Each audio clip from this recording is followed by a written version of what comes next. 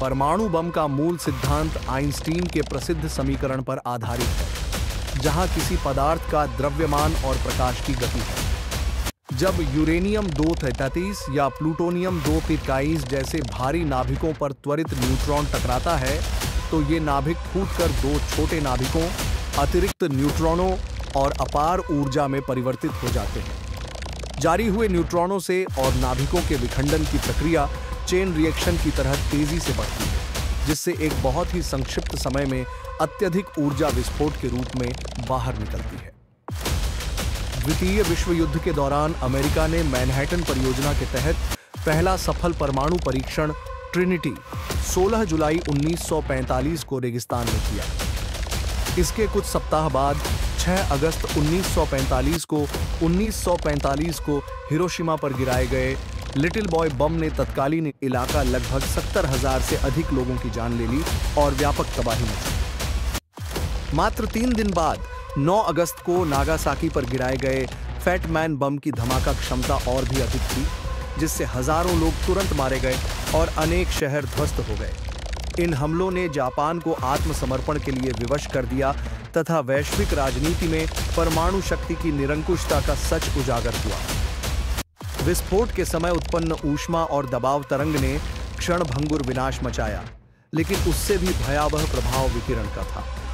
प्रारंभिक विकिरण, गामा किरणें व न्यूट्रॉन के साथ साथ फॉलोआउट के रूप में बिखरी रेडियोधर्मी सामग्री ने आसपास के इलाके को दशकों तक रोगों जैसे कैंसर, आनुवंशिक विकृति तथा श्वसन संबंधी बीमारियों का गढ़ बना दिया। जल, मृदा और वायुमंडल में रासायनिक क्षरण परिवर्तन से पारिस्थितिक तंत्र को भी भारी क्षति पहुंची, जिसका प्रभाव आज भी अध्ययन का विषय है। वर्तमान में विश्व के 7 प्रमुख देश अमेरिका, रूस, चीन, फ्रांस, यूके, भारत और पाकिस्तान के पास सक्रिय परमाणु हथियार भंडार है, जबकि उत्तर कोरिया ने भी हाल के वर्षों में कुछ परीक्षण किए हैं। इन शक्तियों ने आपसी संतुलन बनाए रखने के लिए कई अंतर्राष्ट्रीय संधियों जैसे कि नॉन प्रोलिफरेशन ट्रीटी (NPT) और स्टार्ट IIE समझौते पर हस्ताक्षर किए हैं। फिर भी परमाणु प्रसार और संभावित आतंकवादी हाथों में गिरने के जोखिम को पूरी तरह टाला नहीं जा सका है। इसलिए निरस्त्रीकरण, कड़े निरीक्षण प्रोटोकॉल और वैश्विक संवाद आज भी मानवता के भविष्य की सुरक्षा के लिए अनिवार्य प्रयास माने जाते हैं। जब पहली बार परमाणु बम का उपयोग युद्ध में किया गया, वह इतिहास का एक अत्यंत भयावह और निर्णायक क्षण था। 6 अगस्त 1945 को अमेरिका ने जापान के शहर हिरोशिमा पर लिटिल बॉय नामक यूरेनियम 235 आधारित परमाणु बम गिराया। यह बम B-29 बम वर्षक विमान एनोला गे से गिराया गया था। बम गिराए जाने के लगभग 43 सेकंड बाद जमीन से लगभग 600 मीटर ऊपर यह विस्फोट हुआ। इस एक विस्फोट में लगभग 70,000 लोग तत्काल मारे गए और हजारों अन्य घायल हुए। आग की लपटें, तीव्र गर्मी और दबाव की तरंगों ने पूरे शहर को चंद सेकंड में राख में बदल दिया। भवन, सड़कें, पेड़ पौधे सब कुछ जलकर नष्ट हो गया और जो लोग जीवित बचे वे अत्यंत गंभीर जलन, अंधापन और रेडिएशन से संबंधित बीमारियों से पीड़ित हो गए। इस घटना के केवल 3 दिन बाद 9 अगस्त 1945 को अमेरिका ने नागासाकी पर दूसरा परमाणु बम गिराया, जिसका नाम था फैट मैन। यह प्लूटोनियम 218 आधारित बम था।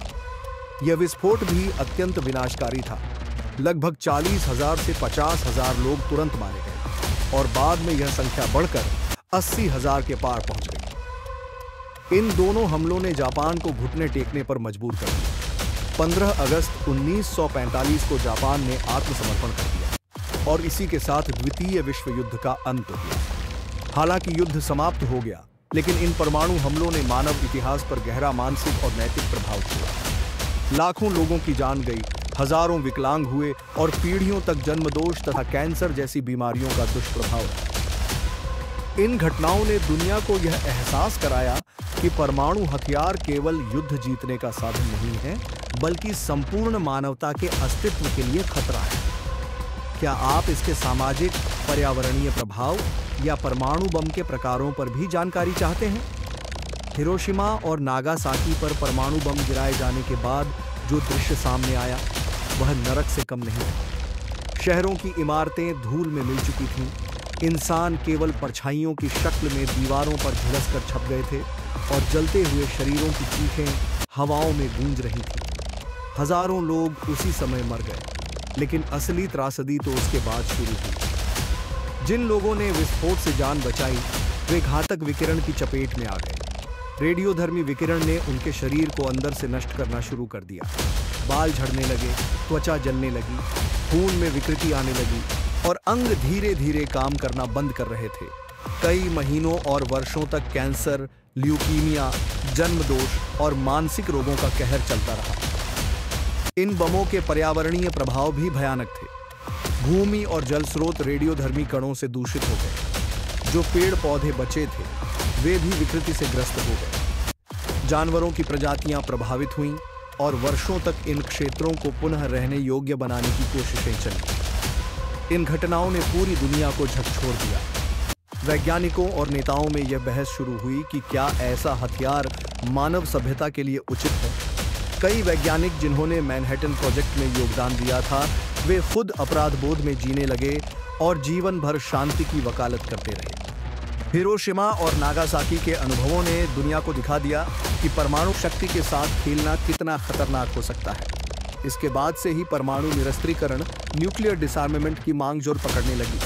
संयुक्त राष्ट्र और विभिन्न अंतर्राष्ट्रीय संगठनों ने इसे नियंत्रित करने के लिए समझौते बनाए, जैसे कि NPT, नॉन प्रोलिफरेशन ट्रीटी और CTBT, comprehensive nuclear test ban treaty. इसके बावजूद आज भी दुनिया के कई देशों के पास परमाणु हथियार हैं और यह खतरा बना हुआ है कि किसी दिन किसी युद्ध या दुर्घटना के कारण फिर से मानवता उस विनाश के कगार पर पहुंच सकती है। क्या आप जानना चाहेंगे कि परमाणु बम के कितने प्रकार होते हैं और वे कैसे काम करते हैं?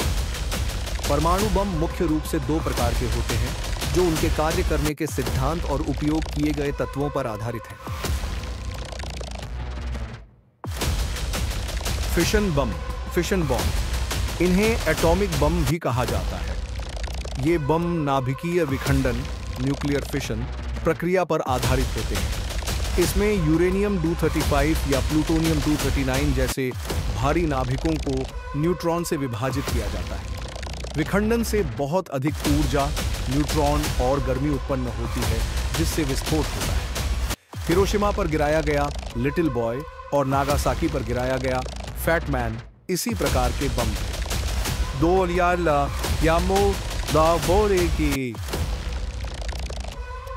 फ्यूजन बम या हाइड्रोजन बम। यह बम अधिक शक्तिशाली होता है और इसमें नाभिकीय संलयन, न्यूक्लियर फ्यूजन का उपयोग किया जाता है। इसमें हल्के तत्व जैसे ड्यूटेरियम और ट्रिटियम को अत्यधिक तापमान और दबाव में मिलाया जाता है, जिससे भारी तत्व बनता है और भारी मात्रा में ऊर्जा उत्पन्न होती है। हाइड्रोजन बम को चालू करने के लिए पहले एक फिशन बम का विस्फोट किया जाता है ताकि आवश्यक तापमान और दबाव पैदा हो सके। इस प्रकार के बम को थर्मोन्यूक्लियर बम भी कहा जाता है और इसकी विनाशकारी क्षमता हजारों गुना अधिक होती है। इन दोनों प्रकारों के अलावा कुछ और अवधारणाएं और तकनीकें भी विकसित की गई हैं, जैसे न्यूट्रॉन बम। यह कम विस्फोटक शक्ति वाला फ्यूजन बम होता है जो अधिकतर घातक न्यूट्रॉन विकिरण छोड़ता है। यह शारीरिक संरचनाओं को कम नुकसान पहुंचाता है लेकिन इंसानों को अधिक हानि देता है। Dirty bomb.